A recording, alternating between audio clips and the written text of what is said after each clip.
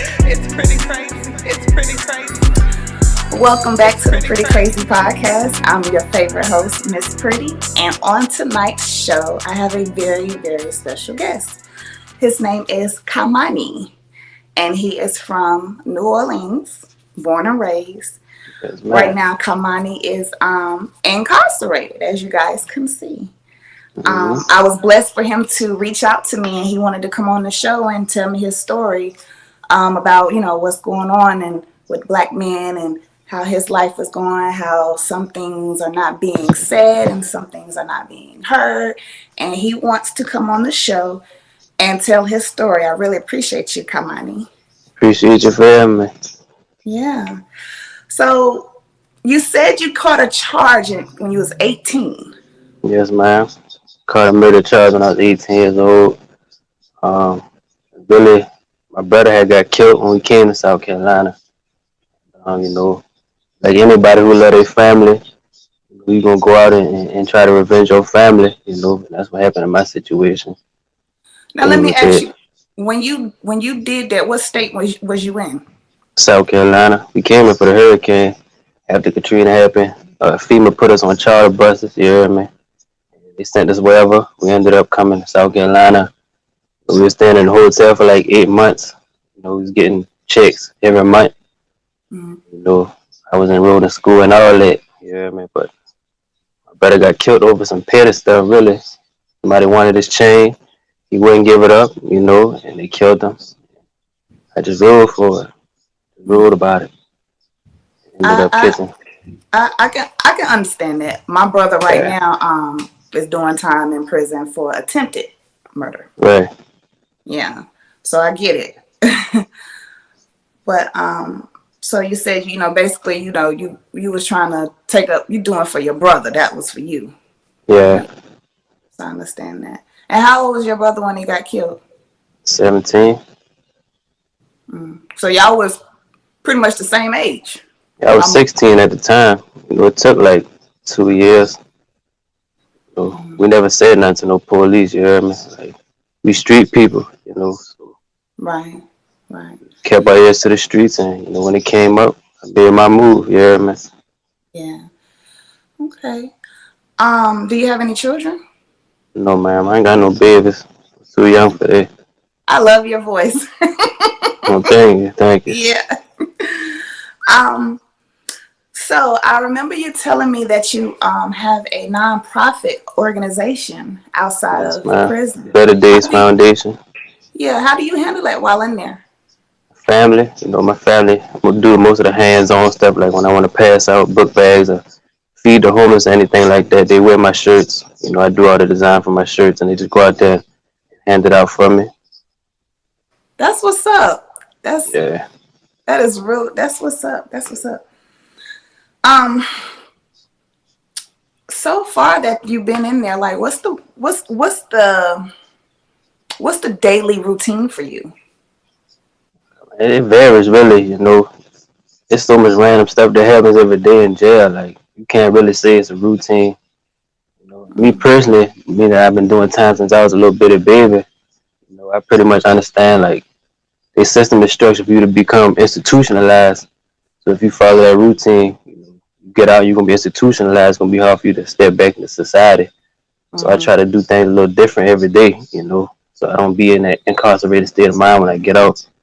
You know, so but on the average, you know, what I mean, you wake up. If you're a clean person, you clean. You know, you brush your teeth, stuff like that. Get a workout in.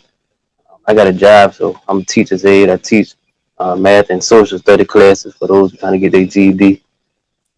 After that, Really? I come back and cook my food, take my shower, and do whatever I do after that. Chill out. That is so good. Like for you to do so many positive things while you in there. That's a blessing. Some It's people hard, that's man. in there they're just content, you know. Yeah. Like they say, it's So two type of people in here: the people who do it and the people who ain't doing it. You got a yeah. choice to do your time and be productive, or just sit back here and hope somebody take care of you. I ain't that type of person. You know what I mean? Like, I just Mhm. can't do it. Can't Would do you it. say would you say you were on your feet before you went to prison? Like you had your money and all that stuff together? I would say for an 18-year-old, yeah, I was alright. Okay. Was What alright. were you doing before then? I was in school. I did finish school actually.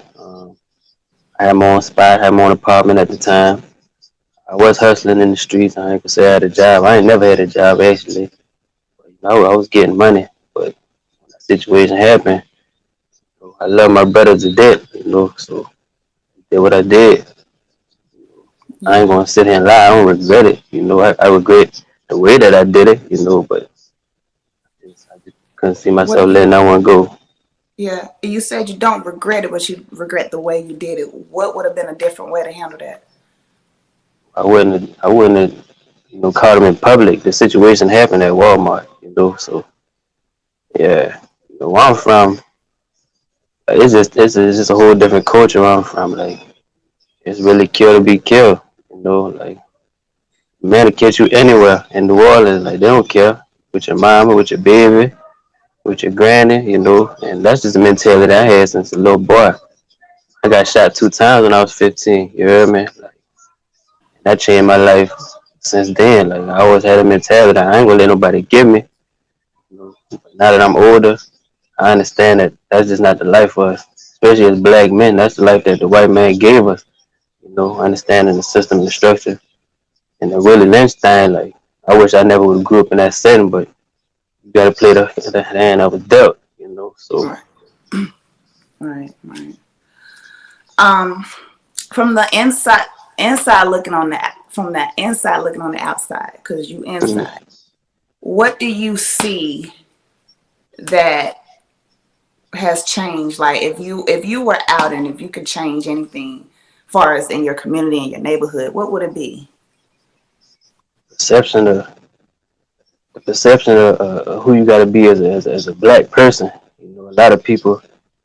I say it's really the music industry that's really messing it up for the younger generation, man. Like they think it's I cool to agree. carry guns and kill and do drugs and all this negativity, man, and when it really ain't really about that. It's so much more to life than being in the streets, selling drugs, killing each other. So that's the first thing I would change, like, especially the situation I've been in. I'll tell them little niggas, like, man, that shit ain't even worth risking your life, wasting your life. I did 20 years in jail. You know what I mean? Like, it just ain't worth it, man. It ain't worth it. It's only two destinations for that: the casket or jail. Mhm. You know? Mhm. Mhm. Like, we lost our image a long time ago. We went from Tupac to rappers like really having a message like Common, really, saying some real rap shit to like killing and shit like that. And that's what sells these days. You hear me? Mhm. The Yeah. younger generation ain't smart enough to know that. Them niggas really ain't even doing that shit. You No, know? They they ain't really not. about that shit. I agree with the music, and also the reality television has played a big role in our black Right. community, far as with drugs and far as relationships and marriages. Right. Everything. This it doesn't last long, and it's just a big mess out here. It's hard, man. It's hard. Hmm. You said that you were that you are a gang member. Yes, man. What set you claim? Black Disciple. What's that? I never heard of that. It's based in Chicago. Like Lil Durk, he the same thing. King Von, all them Lil Reese. Okay, okay. Yeah. And you said something about you don't push violence. What do you push? I push education, being a businessman, taking care of your family. If you got kids, being a father, giving back to the community. 'Cause that's gangs in its purest form, you hear me? Like, it was created for black empowerment to protect us from white gangs, policemen, stuff like that, like the Black Panther movement. That's us in our purest form. When COINTELPRO took infiltrated our structure, they knew that they could use drugs, color banging, and stuff like that to break up the unity. And that's where we lost ourselves. Yeah, yeah. Do you think that that generation curse will ever be broken? Honestly, nah, I ain't gonna lie to you. Hmm. Negativity spread fast in this world. You know, even if you watch the news, they have a segment probably like a minute long about positivity, but the whole hour rest of it is negativity. You hear me? Right. So Don't nobody Right. care about positive stuff no more. So what have the game have what have been in the game done for you in the past and currently? I'm gonna be honest. I'm gonna be all the way real with you. Not a damn thing that I Mm-hmm. couldn't do for myself. Honestly, for me, it was a hood thing. Mm-hmm. So it wasn't to be cool or for a fashion trend. It was just representing your neighborhood and being proud Right. of it. You know, Right. kids nowadays they do it because they feel like it's cool. Yeah. But Yeah. they ain't done nothing for me though. I ain't gonna lie to you. I don't promote it. I don't look for recruitment or none of that. You know what I mean? Like it's just not the way of life for everybody. Mm-hmm. Right. And are you in South Carolina right now? Yes, man. Okay. All right. What's the worst thing you've seen or experienced while incarcerated? Deadly prison riots. People getting murdered. Oppression from the correctional officers. Beating you in handcuffs. Forgetting to feed you. Not letting you shower. Stuff like that. Mm. And what causes all that? Like what? The riots and stuff. Not the riots, them forgetting to feed an inmate. Anything, man. Really, just being spiteful. To be honest with you, this is hell, man. Like they here and they really here to help rehabilitate you and you be a better person, but they really be tormenting niggas and making this shit a living hell. To them, that's them saying that we trying to help you not come back, but that shit really just create how you make you have anger problems and shit like that, man. Where was it just you and your brother? Were y'all the only kids? I had three brothers and one older sister. I'm the Are they baby. still around? Yes, man. Okay. Did you have your father and your mother growing up? Not my real father, no, but my stepdaddy. I call him my daddy because he raised me. So I guess you could say, yeah, Okay. Would you say your parents did the best they could when it came to raising you and your family? for sure. Yeah, I would never blame my parents for any poor decision that I made as a child. Growing up to my incarceration, they always tried their hardest to do what they could for me and my sibling. You know, you can only raise your child but for so much until the streets either get them or something else grab them. So I don't blame nobody but myself. Yeah, man. Because at the end of the day, I'm a grown man. Yeah. Ain't nobody pushed me to make that decision. So I love my parents to death. And, I feel like they did the best thing they could for me. Yeah. What's your plans when you are released? How many more years do you have left? Got 4 years and some months left. I just recently finished college online at Ashworth College. Got my business degree. Um, Congratulations. thank you. I plan on going back, but I don't know what I'm gonna go back for. Okay. Hopefully, I Okay. plan on get my CDL license and start my own trucking company. That's good.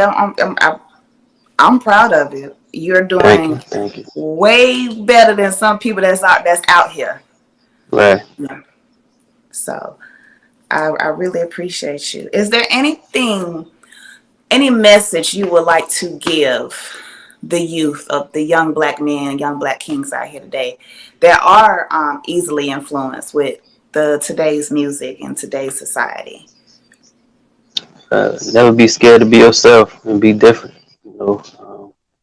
Sometimes following the crowd is the worst thing you could do. And